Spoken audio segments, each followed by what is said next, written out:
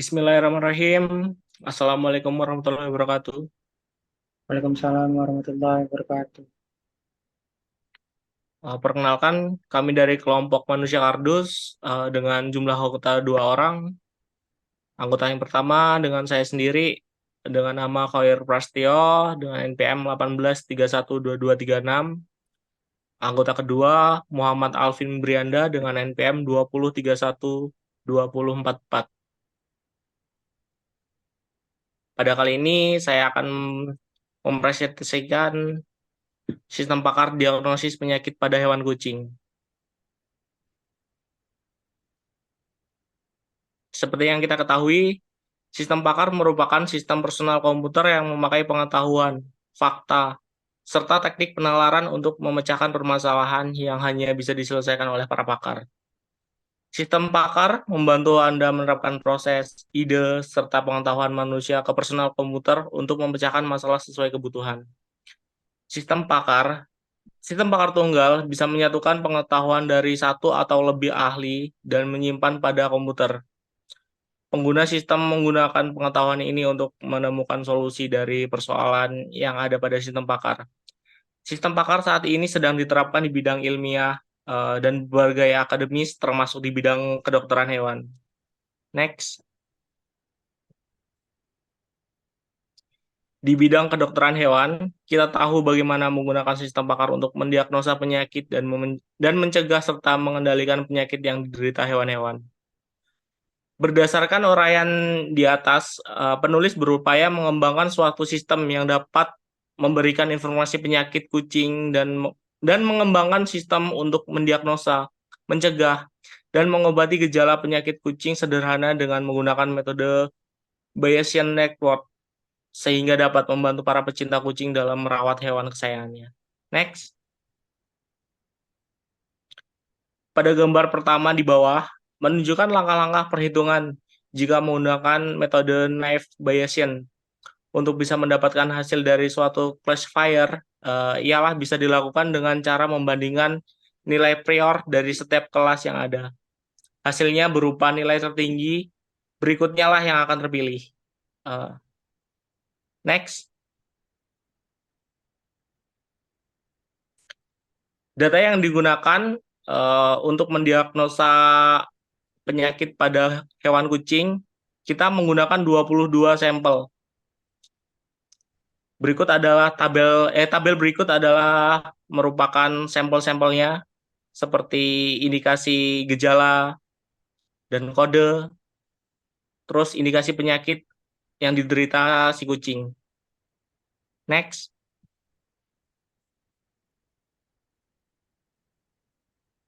untuk hasil, di sini kita akan menggunakan sebuah sistem berbasis website yang terdiri dari halaman utama, login, daftar penyakit, daftar gejala, aturan NEF, bias, konsultasi, dan lockout.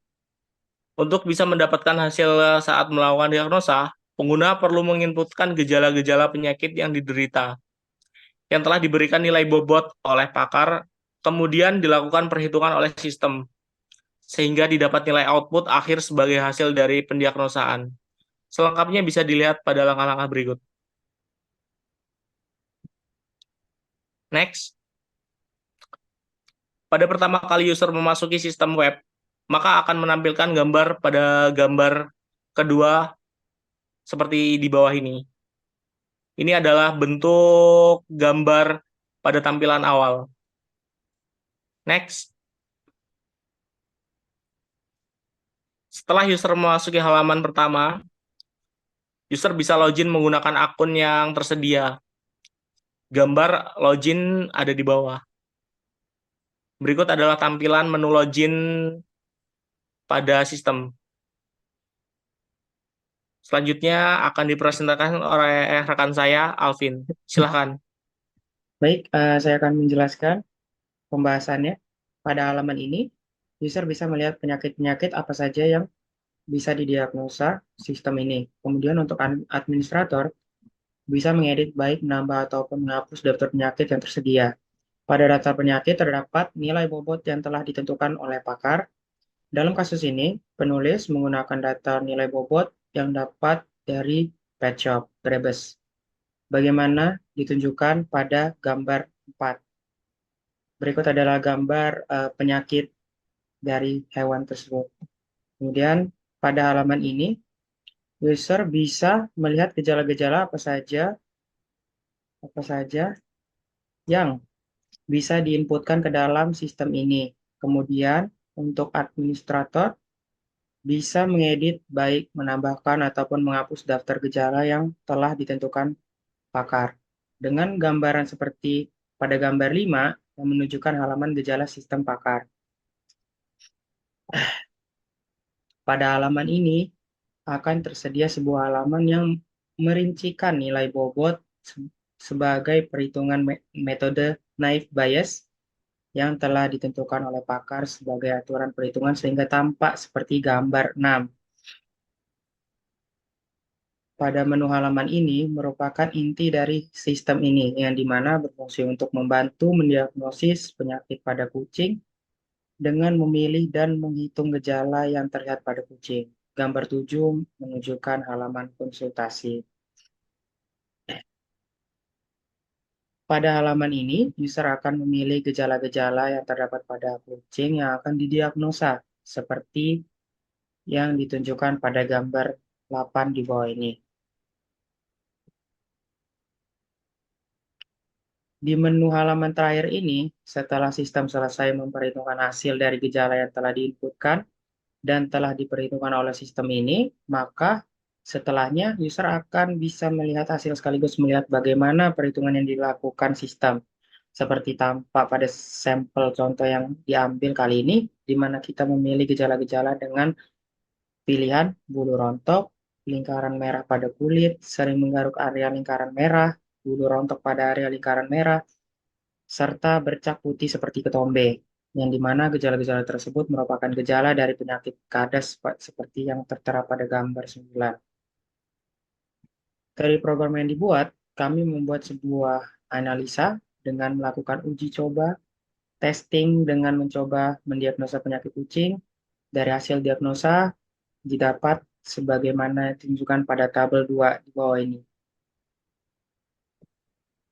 Baik, kesimpulan dari sini adalah dari pembahasan yang telah dilakukan pada penelitian ini, maka dapat diperoleh beberapa kesimpulan. Di antaranya ialah sistem ini berhasil dibangun dengan tingkat akurasi yang cukup akurat, yaitu 90% untuk mendiagnosa penyakit pada kucing. Dengan dibuatnya sistem ini diharapkan bisa membantu para pecinta kucing untuk bisa membantu merawat binatang pemeliharaan mereka. Pengembang aplikasi lebih lanjut mengenai program sistem pakar diagnosa pada penyakit kucing adalah agar menambah lebih banyak jenis penyakit pada kucing supaya lebih banyak informasi. Sistem pakar ini supaya dikembangkan ke platform lain seperti mobile, sehingga masyarakat lebih mudah untuk mengakses dan perkembangan aplikasinya pun semakin luas. Baik, itu saja dari kami. Assalamualaikum warahmatullahi wabarakatuh. Waalaikumsalam warahmatullahi wabarakatuh.